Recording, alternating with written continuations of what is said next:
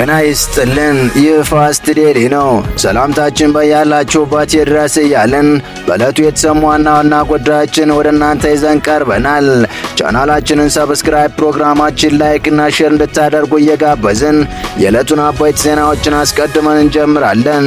በትናንትናው ዕለት ምክትል ኢታማዦር ሹም ጀነራል አበባው ለወሳኙ ፍልሚያ በሙሉ ኃይል እየተዘጋጀ ነው የሚል ጠንከር ያለ መልእክት ባሰሙ ማግስት ከወደ አየር ኃይል ተመሳሳይ ይዘት ያለው ቁርጠኛ ውሳኔ ተሰምቷል። የአየር ኃይል ዋና አዛዥ ሌተናል ጀነራል ይልማ መርዳሳ እኔ ነኝ ያለ ይሞክረናል ሲሉ በዚህ ሰዓት ጤነኛ የሆነ አካል ኢትዮጵያን በጉልበት ለመጋፈጥ መሞከርን እንደማያስብ የጠቆሙበትን መረጃ ይፋ አድርገዋል።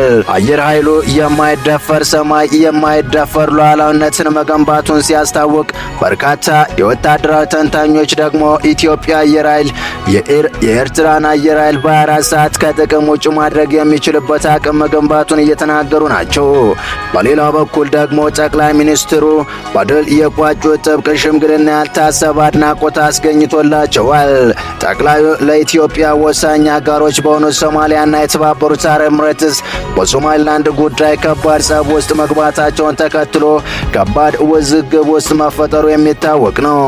በዚህም የተበሳጨ ሶማሊያ ስምምነቶች በመቅደድ የአውዳቢ ጦሯ ከሀገሯ ጠቅልሎ እንዲወጣ ያሳለፈችውን ውሳኔና አፈጻጸም ተከትሎ ነው የጠቅላይ ሚኒስትር አብይን ጣልቃ ገብነት ያስፈለገው።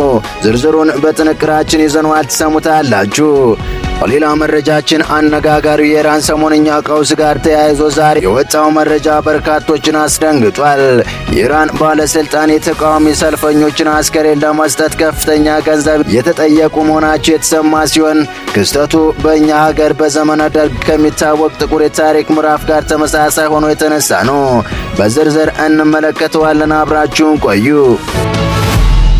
በትናንትናው ዕለት ምክትል ኢታማዦር ሹም ጀነራል አበባው ለወሳኙ ፍልሚያ በሙሉ ኃይል እየተዘጋጀ ነው የሚል ጠንከር ያለ መልእክት ባሰሙ ማግስት ከወደ አየር ኃይል ተመሳሳይ ይዘት ያለው ቁርጠኛ ውሳኔ ተሰምቷል። የአየር ኃይል ዋና አዛዥ ሌተናል ጀነራል ይልማ መርዳሳ እኔ ነኝ ያለ ይሞክረናል ሲሉ በዚህ ሰዓት ጤነኛ የሆነ አካል ኢትዮጵያን በጉልበት ለመጋፈጥ መሞከር እንደማሰብ የጠቆሙበትን መረጃ ይፋ አድርገዋል። ኢትዮጵያ በሉዓላዊነቷ የማይደራደሩ ለክብሯ ደማቸውን አፍሰው እሷን ያጸኑ ጀግኖች ምድር ናት ያለው አየር ኃይል ወሳኙን መልእክት ያስተላለፈው ተቋሙ የተመሰረተበትን 9ኛ ዓመት ለማክበር ከፍተኛ ዝግጅት እያደረገ ባለበት ወቅት ነው። ኢትዮጵያ እንደ አህጉር ባልተዳፈረ ማንነትና በማይጣስ ሉዓላዊነት እንድትቆይ በዘመን ቅብብሎች ውስጥ በርካታ ጀግኖች ሕይወታቸውን ሰጥተዋታል።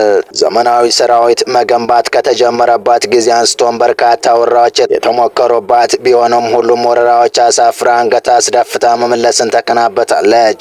እንዲህ በኩራት እንድንቆም ካደረጓት ከነዚህ ሀገር ምሰሶች መካከል ለ9 አስርተ ዓመታት የሀገሪቱን ሰማይ እንደ ንስር እየቀዘፈ እንደ አንበሳ እያገሳ ያስከብረው አየር ኃይል አንዱ ነው። የነጻነታችን ተምሳሌት፣ የሉዓላዊነታችን መከታ፣ የአንድነታችን ምሰሶ በመሆን 9ኛ ዓመቱን መድፈኑን አስመልክቶ መልእክት ተላልፏል። የኢትዮጵያ አየር ኃይል ታሪክ የጀግንነትና የልልነት ታሪክ መሆኑን የገለጸው አየር ኃይሉ ባለፉት 9ኛ ዓመት የኢትዮጵያ አየር ኃይል የሀገርን ግዛት አንድነትን ለማስጠበቅ ያልተቀዘፈ ሰማይ፣ ያላካለለ አድማስና ያልሰነጠቀ ደመና የለም። በየትኛውም የሀገሪቱ ጫፍና በየትኛውም አስቸጋሪ መልክዓ ምድር ላይ የአየር ኃይላችን አብራሪዎች የሀገር ሰማይ አይዳፈርም የሚለውን ቃል በደማቸውና በልባቸው አጽንተዋል ሲልም ገልጿል። ይህ የሀገር ኩራት የሆነው ተቋም 9ኛ ዓመቱ የምስረታ በዓል ከመጪው ጥር 15 ቀን እስከ ጥር 19 ቀን 2018 ዓ.ም ድረስ የኢትዮጵያን አየር ኃይል የነጻነትና አንድነት ምልክት በሚል ዋናው መሪ ቃል በተለያዩ ኩነቶች ይከበራል። በዚህ መሃል ታዲያ ኢትዮጵያ ከወረራ ልታደርግብኝ ሰበብ እየፈለገች ነው የሚሉ አቤቱታዎች ከወደ ኤርትራ በኩል ተደጋግመው እየተሰሙ ናቸው። በአንድ በኩል ከኢራንና ከሳውዲ አረቢያ የድሮና ወታደራዊ አውሮፕላኖች ጨምሮ ከፍተኛ ጦር መሳሪያዎች እየሸመተና ኢትዮጵያን አጠፋለሁ የሚል ዛቻ እያሰማ የሚገኘው ሻዕቢያ በሌላ በኩል ደግሞ ኢትዮጵያን በአጥቂነት እየከሰሰ ቀጥሏል። ጉዳዩን በቅርበት እየተከታተሉ መሆናቸው የሚገልጹ ወታደራዊ ትንታኞች እንደሚሉት ከሆነ ታዲያ የሻዕቢያ ለቅሶ ምንጩ በሁለት አየር ኃይሎች መካከል ያለውን የአቅም ልዩነት መሆኑን የጠቀሱ ሲሆን ኢትዮጵያ የአየር ኃይል የኤርትራን አየር ኃይል በ24 ሰዓት ከጥቅም ውጭ ማድረግ የሚችልበት አቅም መገንባቱን እየተናገሩም ናቸው። በቀጣይ መረጃ ጠቅላይ ሚኒስትሩ በድል የተቋጩት ጥብቅ ሽምግልና ያልታሰበ አድናቆት አስገኝቶላቸዋል። ጠቅላዩ ለኢትዮጵያ ወሳኝ አጋሮች በመሆኑ ሶማሊያና የተባበሩት አረብ ኤሚሬቶች በሶማሊላንድ ጉዳይ ከባድ ጸብ ውስጥ መግባታቸውን ተከትሎ ከባድ ውዝግብ መፈጠሩ የሚታወቅ ነው። በዚህም የተበሳጨው ሶማሊያ ስምምነቶችን በመቅደድ የአውዳቢ ጦር ከአገሯ ጠቅልሎ እንዲወጣ ያሳለፈችውን ውሳኔና አፈጻጸም ተከትሎ የጠቅላይ ሚኒስትር አብይ ጣልቃ ገብነት ያስፈለገው ከሰሞኑ አንድ ወሳኝ ሽምግልና ተካሂዶ ሂደቱን በውጤት የተደመደመ መሆኑን የሶማሊያ ምንጮች አረጋግጠዋል። በአሸማጋይነት ኢትዮጵያ እንደዚሁም በአሸማጋይነት ደግሞ ሶማሊያና የተባበሩት አረብ ኤሚሬት እንደነበሩ የሶማሊያ የተለያዩ የዜና ምንጮች ያወጡት መረጃ አመላክቷል። ሶማሊያ ዴይሊ እንደዚሁ የሶማሊያ ጋርዲያን መረጃውን ካሰራጩ መገናኛ ብዙሃን መካከል ናቸው። በአሁኑ ሰዓት የተገንጣይዋን ራስ ገዝ ግዛት ሶማሊላንድን የሀገርነት እውቅና ከእስራኤል ማግኘት ተከትሎ አጀንዳውን አውዳቢም ትደግፈዋለች በሚል በሶማሊያና የተባበሩት አረቤት መካከል የፖለቲካ ቅድሚያ መግባባት እየተነገረ ነው። ከዚሁ ጋር በተያያዘም የሶማሊያ መንግስት የተባበሩት አረብ ኤሚሬት በሶማሊያ ምድር ያላትን ወታደራዊ መሳሪያዎች እንዲሁም ዲፕሎማቶች ሳይቀር እንድታስወጣ ጥብቅ ትዕዛዝ ያስተላለፈን ሁኔታ ታይቷል። ታዲያ ሶማሊያ የሚገኘው የተባበሩት አረብ ኤሚሬትስ መሳሪያ እንዴት ይወጣል በሚለው ዙሪያ በሀገራት መካከል አለመግባባቶች ተከስተው የነበረ መሆኑን መረጃዎቹ አመላክቷል። አለመግባባቱ የተከሰተው የሶማሊያ መንግስት የተባበሩት አረብ ኤሚሬትስ መሳሪያዎች ከሶማሊያ ምድር የሚወጡት በፍተሻ ነው የሚል አቋም በመያዙ እንደሆነም እነዚሁ ከሶማሊያ የወጡ መረጃዎች አክለዋል። ሆኖም የኢትዮጵያ መንግስት ጣልቃ በመግባት የሶማሊያ መንግስትን ካግባባ በኋላ ግን የተባበሩት አረብ ኤሚሬትስ መሳሪያዎችን ያለ ፍተሻ ያስወጣች መሆኑን ታውቋል።